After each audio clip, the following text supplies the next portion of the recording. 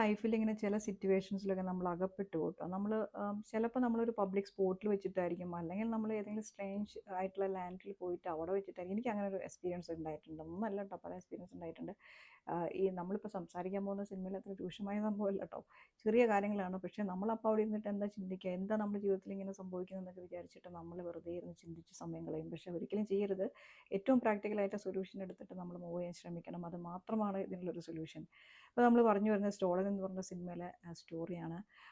രണ്ട് ബ്രദേഴ്സ്, ഗൗരവ് അതുപോലെ തന്നെ രമൺ. ഇത് ഒരാൾ യങ്ങർ ബ്രദറായിട്ട് രമൺ റെയിൽവേ സ്റ്റേഷനിൽ വന്നിറങ്ങുമ്പോൾ പാതിരാത്രി റിസീവ് ചെയ്യാനായിട്ട് ഓഫ് കോഴ്സ് ഒരു എൽഡർ ബ്രദറായിട്ടുള്ള ഗൗതം അവിടെ ചെല്ലുന്നു. രണ്ടുപേരും അവിടെ ആ പ്ലാറ്റ്ഫോമിൽ നടന്നൊരു സംഭവത്തിൽ പെട്ടുപോകുന്നു. ഒരു കാര്യമില്ല, അവർക്ക് ഒരു കണക്ഷൻ ഇല്ലാത്ത സംഭവമാണ്. പക്ഷേ പെട്ടതാണല്ലോ. അപ്പോൾ പിന്നെ അങ്ങോട്ട് ആ നൈറ്റ് അവരുടെ ലൈഫ് എങ്ങനെയാണ് പോകുന്നത് എന്നുള്ള സംഭവം. ഈ സിനിമയുടെ ഏറ്റവും വലിയ ഹൈലൈറ്റ് എന്ന് പറയുന്നത് അതിൻ്റെ പേസാണ് കേട്ടോ. ഭയങ്കര ത്രില്ലർ ആയിട്ടുള്ളൊരു പേസാണ്.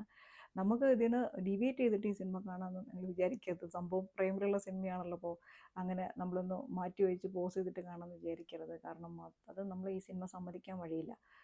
അങ്ങനെ ഈ സിനിമയുടെ ഒരു പേസും അതുപോലെ തന്നെ ഒരു ഷേക്കി ആയിട്ടുള്ള ക്യാമറയും നമുക്ക് ഭയങ്കരമായിട്ട് നമ്മളെ ഇൻട്രസ്റ്റ് നമ്മളെ റീറ്റെയിൻ ചെയ്യുന്നൊരു സിനിമയാണ്.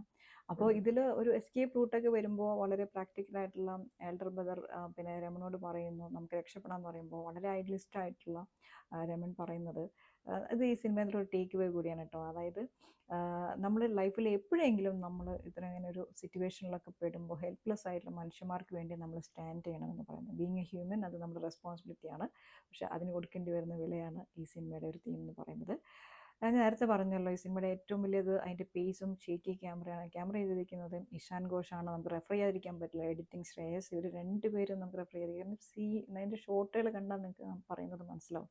അതുപോലെ തന്നെ ഇതിൽ വളരെ നമ്മളെ ഇന്ത്യയിൽ കൃത്യമായിട്ട് നടക്കുന്ന മോബ് ലിഞ്ചിങ് വളരെ റിയലിസ്റ്റിക് ആയിട്ട് നടക്കുന്ന സംഭവമാണ്. അതൊക്കെ നമ്മളെ ഭയങ്കരമായിട്ട് എന്താ പറയുക, നമ്മൾ പേടിപ്പിക്കുന്ന സംഭവങ്ങളാണ് കേട്ടോ. അങ്ങനെ ഈ സിനിമയുടെ ഏറ്റവും വലിയൊരു ഒരു സംഭവം എന്ന് വെച്ച് കഴിഞ്ഞാൽ സിനിമ റിയലിസ്റ്റിക് ആയിട്ടുള്ള റിയൽ ലൈഫിൽ നടന്ന ഇൻസിഡൻസിനെ ബേസ് ചെയ്തിട്ടുള്ള സിനിമയാണ്. റിയൽ ലൈഫിലൊക്കെ നടന്നത് ഭയങ്കര ട്രാജിക് എൻഡാണ്. സിനിമ ഒന്ന് ഡിവേറ്റ് ചെയ്തിട്ടുണ്ട്.